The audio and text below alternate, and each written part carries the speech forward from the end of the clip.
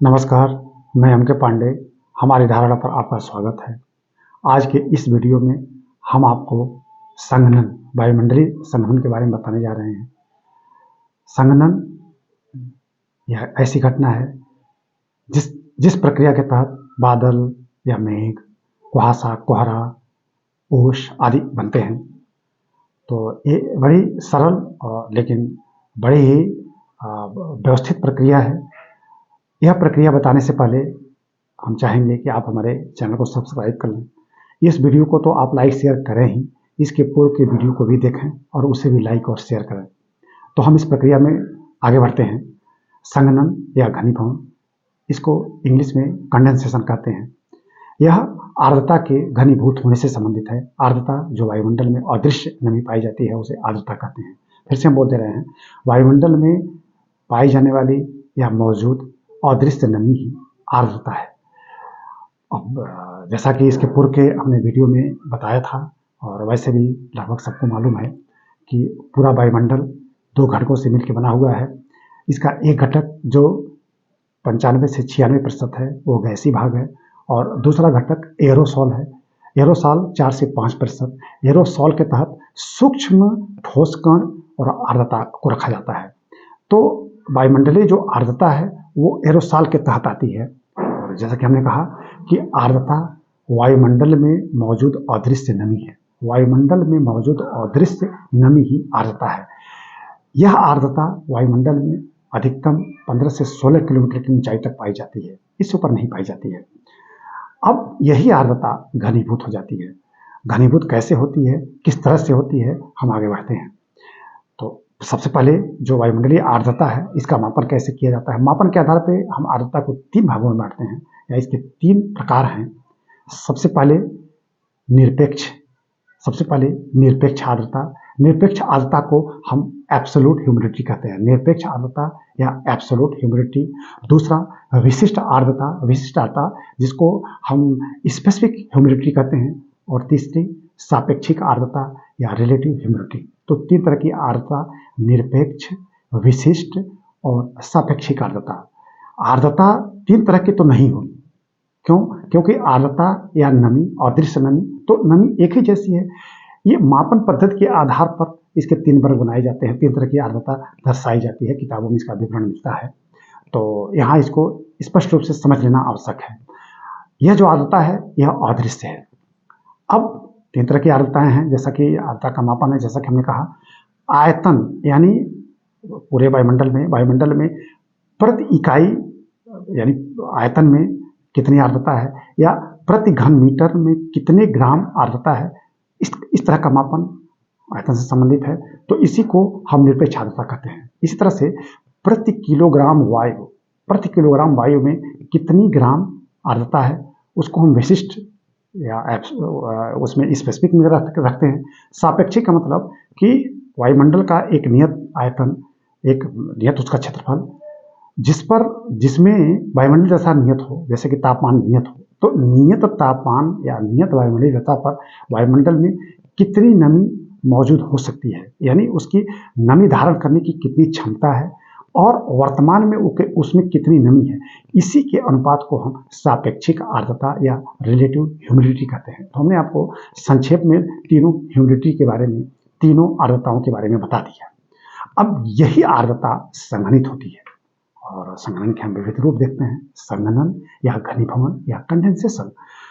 अब हम आते हैं कैसे संघनन की प्रक्रिया संचालित होती है या होती है। वायुमंडल में जैसा कि सामान्यतः हम देखते हैं भारत में 60 या इससे अधिक आर्द्रता हम रिकॉर्ड करते हैं। 60 या इससे अधिक ही रिकॉर्ड करते हैं। मानसून के समय में तो 100% आर्द्रता हो जाती है और उसके बाद तो वर्षा या इसके तमाम रूप देखते हैं। तो हम बड़े संक्षेप में आगे बढ़ते हैं। वायुमंडल में जैसा कि हमने कहा, सूक्ष्म धूल के कण, कार्बन के कण या सूक्ष्म ठोस कण मौजूद है। काफी ऊंचाई तक, 15 किलोमीटर की ऊंचाई तक है। या यूं कहें कि क्षोभ मंडल में सूक्ष्म ठोस कण भी मौजूद है।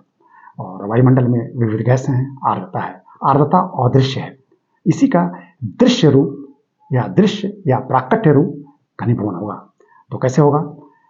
हम ऐसे कहते हैं, ऐसे मानते हैं कि किसी क्षेत्र में वायुमंडल का तापमान 25 डिग्री सेल्सियस है या 30 डिग्री सेल्सियस।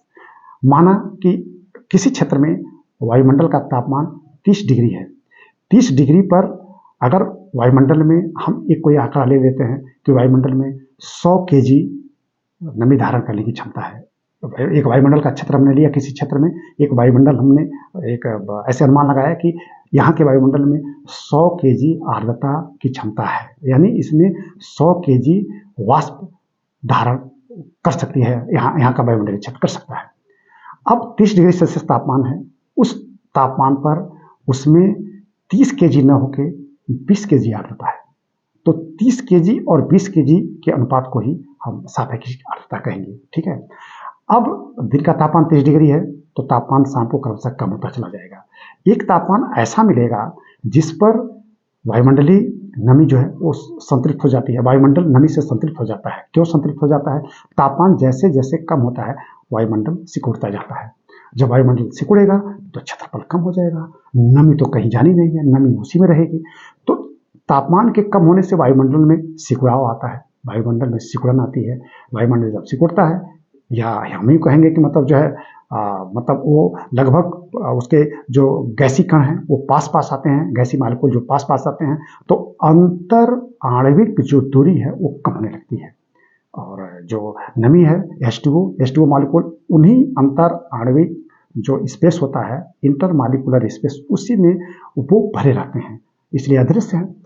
जब वो कम होने लगते हैं, जैसा कि तापमान कम हो रहा है तो सिकुड़ती है हवा, कम होने लगते हैं तो एक तापमान ऐसा आता है जिस पर पूरा का पूरा वायुमंडल नमी से संतृप्त हो जाता है।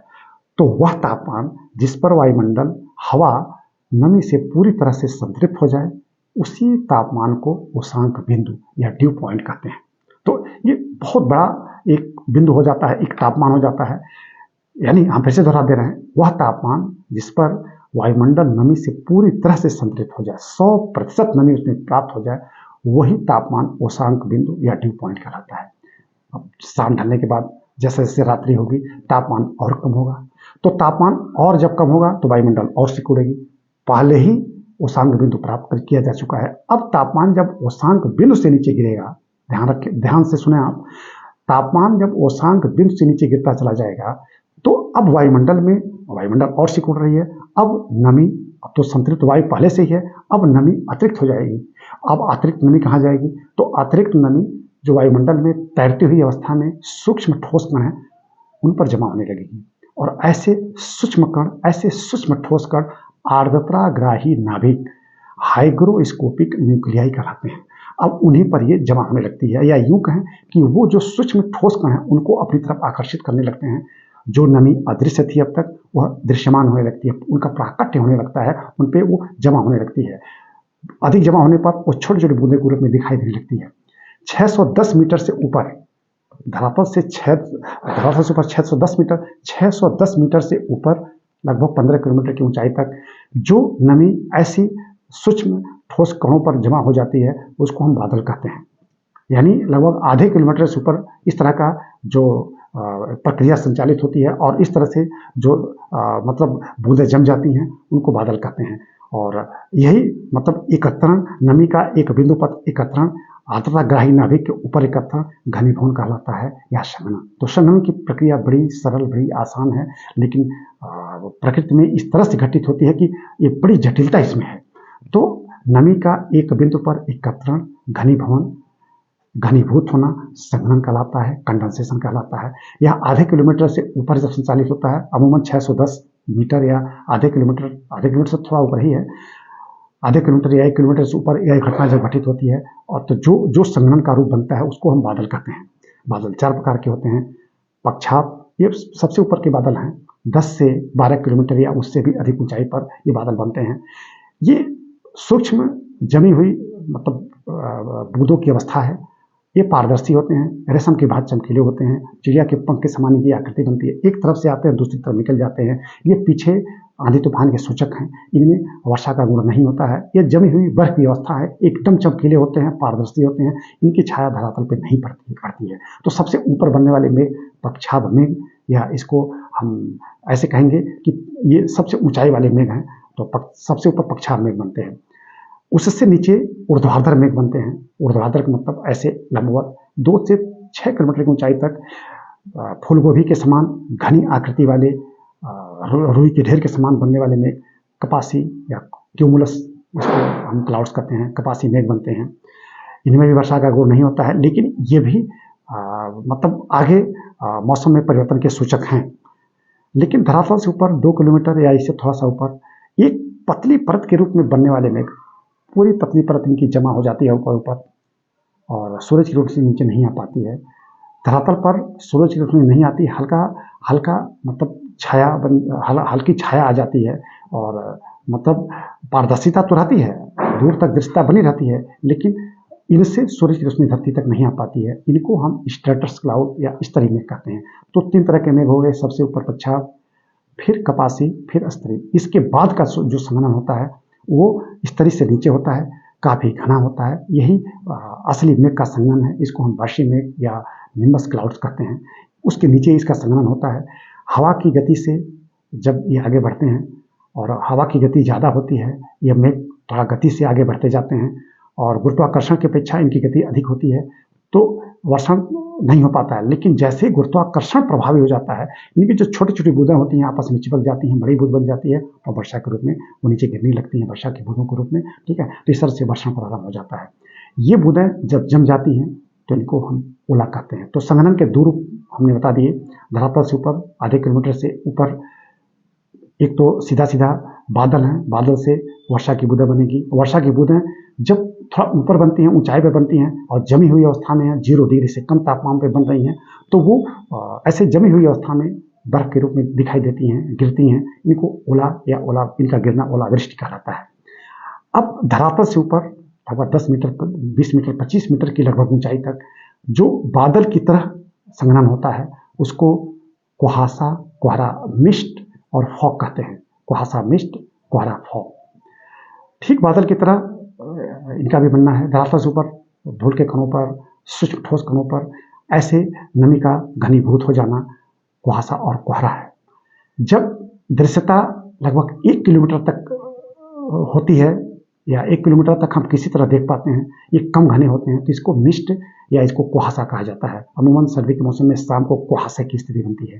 लेकिन दृश्यता जब 100 मीटर या इससे अधिक नहीं बन पाती है, 100 मीटर से आगे नहीं बन पाती है, काफ़ी घना संघनन हो जाता है, तैरती हुई सूक्ष्म बूंदें स्पष्ट रूप से दिखाई देने लगती हैं, इनको हम कोहरा कहते हैं। यही कुहासा, कोहरा पहाड़ों पर जब 0 डिग्री सेल्सियस से नीचे के तापमान पर बनने लगता है तो वो बूंदें जम जाती हैं, वो एक तरफ से जम जाती हैं और आपस में चिपक जाती हैं, तो कुछ मीटर की ऊंचाई से नीचे गिरने लगती हैं। उनको हम हिमपात कहते हैं। तो कुहासा, कोहरा ही पहाड़ों पर हिमपात के रूप में नीचे गिरने लगती हैं और कुछ मीटर की ऊंचाई से ही गिरती हैं, तो एक अलग दृश्य बन जाता है। जमीन पर, धरती पर जब इस तरह का संघनन धरती पर होता है और किसी वनस्पतियों पे, किसी और ऐसे जो धरातल पर कोई चीज कोई वस्तु है, उसके ऊपर बूंद बूंद के रूप में यह जमाव या संघनन हो जाता है, तो उसको हम ओस या ड्यू कहते हैं। ओस 0 डिग्री सेल्सियस के तापमान पर जम जाती है, तो जमी हुई ओस की अवस्था हम पाला कहते हैं। ठीक है, तो इस तरह से हमने संघनन के विविध रूप आपको बड़े संक्षेप में बता दिए। हमने आपको आर्द्रता, 3 तरह की आर्द्रता का हमने आपको वर्णन दे दिया। हमने घनीभवन की प्रक्रिया बड़े संक्षेप में समझा दिया और फिर संघनन के कुछ रूप हमने आपको समझा दिए। हमें विश्वास है कि आप इसको जरूर समझ गए होंगे और इसका लाभ अवश्य लेंगे। आगे इसी तरह के वीडियो आगे भी बनाए जाएंगे। आप इस वीडियो को जरूर देखें, इस वीडियो को लाइक और शेयर करें, हमारे चैनल को सब्सक्राइब करें और हमसे जरूर जुड़ें। आगे इस तरह की बहुत सारी जानकारी दी जाएगी। धन्यवाद।